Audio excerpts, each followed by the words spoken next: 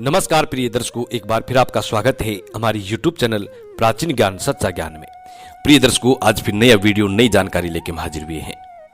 आज की जो कहानी है, आज का जो प्रसंग है, बड़ा ही ज्ञानवर्धक है।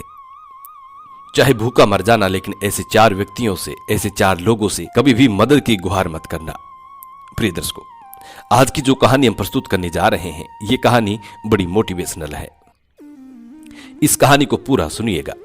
ये कहानी आपको आपके जीवन में ढेर सारी प्रेरणाएं देगी। प्रिय दर्शकों, हमारे जीवन में समय का पहिया चलता रहता है और कभी कभी बार समय ऐसा आता है कि हमें एक दूसरे की मदद की सख्त आवश्यकता होती है।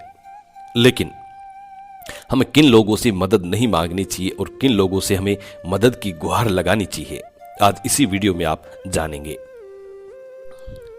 कई लोग ऐसे दुष्ट प्रवृत्ति के होते हैं जिन लोगों से यदि हम मदद मांगते हैं तो मदद करना तो दूर की बात है, वो लोग हमारा ही अहित कर देते हैं। इसलिए ऐसे चार लोगों से कभी भी मदद की गुहार ना लगाएं। ऐसे चार लोगों से हमेशा बच के रहें।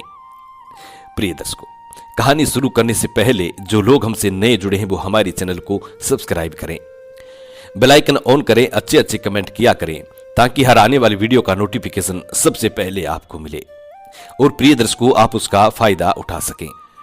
शुरू करते हैं प्रिय दर्शकों आज की प्यारी सी कहानी, ये प्यारा सा वीडियो।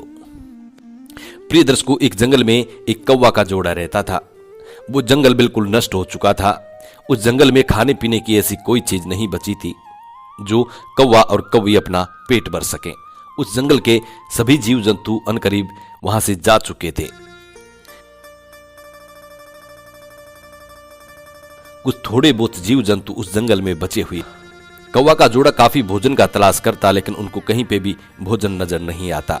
3-4 रोज उनको भूखे हो जाते हैं। 3-4 रोज से उनको भोजन नहीं मिलता है। तभी वो परेशान होकर एक वृक्ष की डाली पे बैठ जाते हैं। तभी एक शिकारी कुत्ता अपने मुख में रोटी दबाए हुए आता है। जिस वृक्ष पे कौवा और कौवी बैठे थे, उसी वृक्ष के नीचे आकर के वो शिकारी कुत्ता बैठ जाता है। उधर कौवा और कौवी की उस पे नजर पड़ती है तो कौवी उस कुत्ते से कहती है कि भाई, हम 3 दिन से भूखे हैं, 3 दिन से हमने भोजन तक नहीं किया। यदि आप इस रोटी में से थोड़ा सा टुकड़ा हमें दे दें तो आपका बहुत भला होगा, हमारी भी भूख शांत हो जाएगी। तब शिकारी कुत्ता कौवा और कौवी को देखकर कहता है कि ठीक है, हम तुम्हें रोटी दे देंगे। वो कुत्ता बड़े प्यार से बात करता है और कहता है कि ठीक है, आप नीचे आ जाओ, हम तीनों मिल बांटकर इस रोटी को खाएंगे।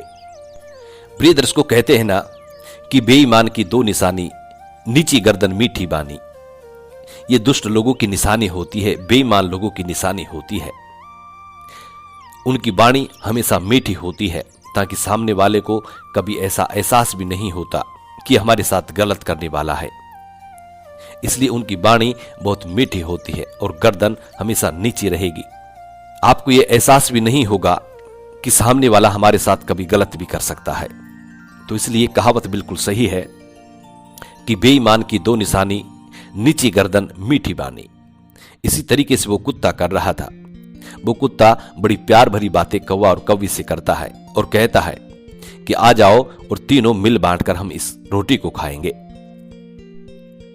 तभी कौवा की पत्नी कौवी अपने पेड़ से उड़ना शुरू करती है। तभी कौवा उसको रोक लेता है और वो कहता है कि कहां जा रही हो। कौवी कहती है कि मैं कुत्ते के पास जा रही हूं रोटी खाने के लिए, भोजन करने के लिए। तभी कौवा उसको रोक लेता है और वो कहता है कि जरा गौर से देखो, ये शिकारी कुत्ता है, ये शिकारी है।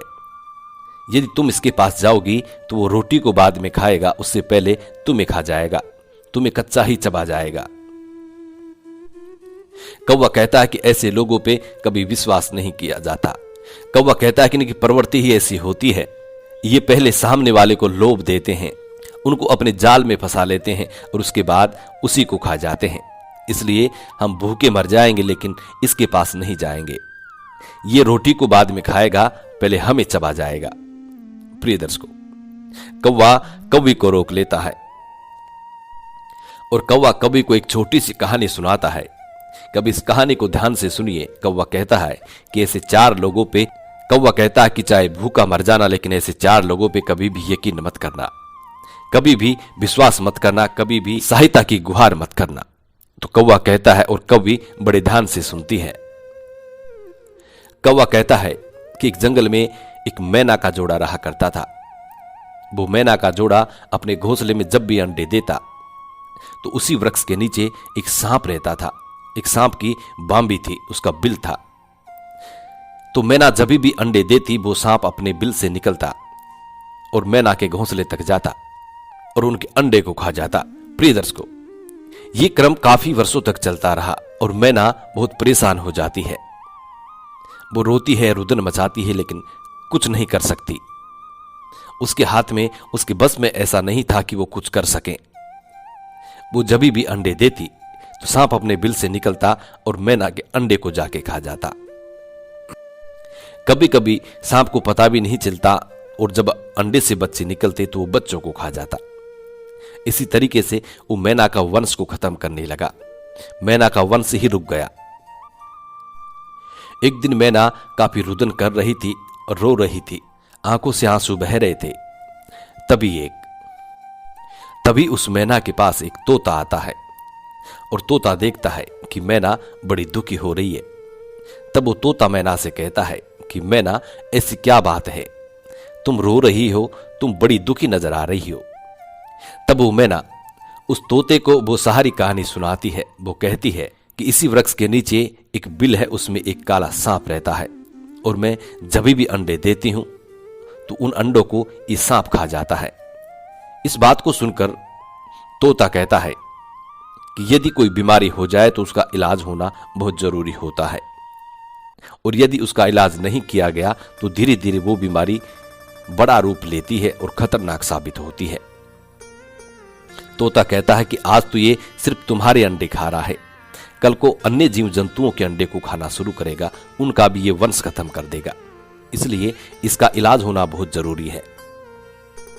तोता मैना से कहता है कि यदि इस सांप को यहां से कहीं दूर भेज दिया जाए तो मैना कहती है कि ये दूर तो चला जाएगा, लेकिन वहां जाने के बाद भी ये अन्य पक्षियों का वंश खत्म करेगा, उनके अंडों को खा जाएगा, उनके बच्चों को खा जाएगा।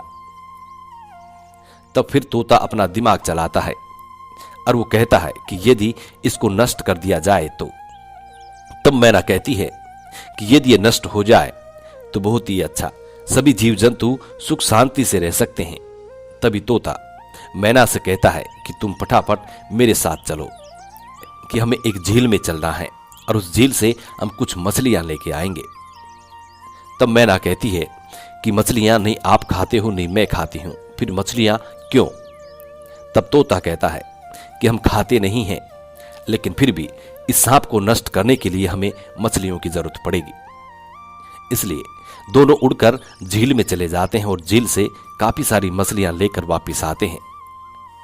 अब जहां पे वो सांप का बिल था वहां से कुछ ही दूरी पर एक नेवले का बिल था।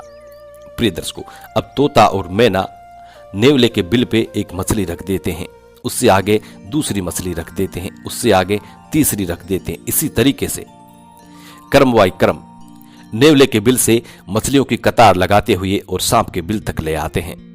नेवले के बिल से और सांप के बिल तक मछलियों की कतार लगा देते हैं। जब नेवला अपने बिल से बाहर निकलता है और बाहर निकलते ही अपने बिल के मुख पर उसको मछली नजर आती है। नेवला उस मछली को खाता है। जब थोड़े आगे और चलता है तो उसको दूसरी मछली मिल जाती है, उसको खाता है। फिर आगे जाता है, फिर तीसरी मिलती है, फिर आगे जाता है, फिर चौथी मिलती है। इसी तरीके से नेवले को लगातार मछलियां मिलती जाती है और नेवला खाता हुआ सांप के बिल तक पहुंच जाता है। प्रिय दर्शकों, जैसे ही सांप के बिल पे नेवला पहुंचता है तो सांप के बिल के मुख पर भी एक मछली रखी हुई थी, उस मछली को भी नेवला खा जाता है। अब नेवला सोचने लगता है कि इस बिल के अंदर भी जरूर कुछ न कुछ खाने को मिलेगा। यही सोचकर नेवला उस सांप के बिल में प्रवेश कर जाता है। सांप के बिल के अंदर जाकर के वो देखता है कि वहां पे काला सांप बैठा हुआ है। प्रिय दर्शकों, सांप और नेवले की दुश्मनी तो आप जानते हैं। हमने पिछली कहानी में सांप नेवले के बारे में आपको बताया था कि सांप और नेवले की दुश्मनी कैसे हुई थी। प्रिय दर्शकों, जैसे ही नेवला सांप को देखता है तो दोनों में झगड़ा शुरू हो जाता है। अंततः नेवला सांप के टुकड़े टुकड़े कर देता है, सांप को खत्म कर देता है। इस सारी घटना को तोता और मैना वृक्ष की डाली पर बैठ करके देख रहे थे। जब नेवला सांप को खत्म करने के बाद और बिल से बाहर आता है तो तोता मैना देखती हैं कि नेवले का मुख पूरा खून में सना हुआ है। नेवले का मुख खून में सना देखकर तोता और मैना बड़े प्रसन्न होते हैं और नेवले को धन्यवाद कहते हैं। प्रिय दर्शकों, इस तरीके से उस सांप का खात्मा हो जाता है। जब तोता मैना नेवले को धन्यवाद कहते हैं तो नेवला वृक्ष की तरफ देखता है तो देखता है कि तोता मैना बैठे हुए हैं, तो तोता मैना उससे धन्यवाद कह रहे हैं। जब नेवला कहता है कि भाई तुम लोग मुझे धन्यवाद क्यों कह रहे हो, जब तोता और मैना दोनों पूरी घटना सुनाते हैं कि इस तरीके से इस दुष्ट सांप ने हमारे सभी बच्चों का, हमारे वंश खत्म कर दिया। प्रिय दर्शकों, जब कौवा अपनी कौवे से कहता है कि इस तरीके से उस सांप का खात्मा हुआ, और ऐसे 4 प्रकार के दुष्ट लोग होते हैं जिनसे कभी भी मदद की गुहार नहीं लगानी चाहिए। वो कहता है कि पहला नंबर, जो आपका जन्मजात शत्रु हो, जो आपका दुश्मन हो। आपके दुश्मन से यदि आप मदद की गुहार लगाते हैं तो वो आपकी कभी भी मदद नहीं करेगा। आपकी मदद करने की बजाय आपका अहित सोचेगा कि इसको नष्ट कैसे किया जाए। इसलिए अपने दुश्मन से कभी भी जीवन में मदद की गुहार मत करो। अपने दुश्मन से हमेशा बच के रहो। दूसरा वो व्यक्ति होता है जो खुद ही मदद की तलाश में हो। ऐसे व्यक्ति से यदि आप मदद मांगते हैं तो वो आपकी कभी मदद नहीं कर सकता, क्योंकि वो खुद ही मदद की तलाश में है। वो खुद ही यही चाहता है कि उसकी कोई मदद करे, वो आपकी क्या मदद करेगा। तीसरा, जो अंधकार से गिरा हुआ व्यक्ति होता है उससे कभी मदद नहीं मांगनी चाहिए। और चौथा, जो नशे में मत वाला हो, ऐसे व्यक्ति से कभी भी मदद नहीं मांगनी चाहिए। प्रिय दर्शकों, यदि आप नशे वाले लोगों से मदद मांगेंगे, एग्जाम्पल के तौर पे यदि आप किसी नशे वाले से लिफ्ट मांगते हैं और उसकी गाड़ी में आप बैठ जाते हैं तो हो सकता है उसकी गाड़ी आगे जाकर के एक्सीडेंट हो जाए, क्योंकि नशे में उसको ये सुध बुध नहीं रहती है कि वो गाड़ी कैसे चलाएगा। इसलिए नशे वाले व्यक्ति से भी कभी भी मदद नहीं मांगनी चाहिए।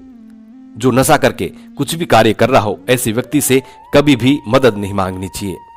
और नशे में उस व्यक्ति को उसका दिया हुआ वचन याद नहीं रहता है, इसलिए ऐसे लोगों से कभी भी मदद की गुहार ना करें। प्रिय दर्शकों, आज की कहानी यहाँ खत्म होती है। आज की कहानी हमें ये सीख देती है कि इन 4 लोगों से कभी भी मदद की गुहार ना करें, कभी भी मदद की उम्मीद ना करें। हम उम्मीद करते हैं कि आज की ये वीडियो आपको जरूर पसंद आई होगी और इस कहानी से आप ढेरों सारी प्रेरणाएं लेंगे। जी नमस्कार, धन्यवाद।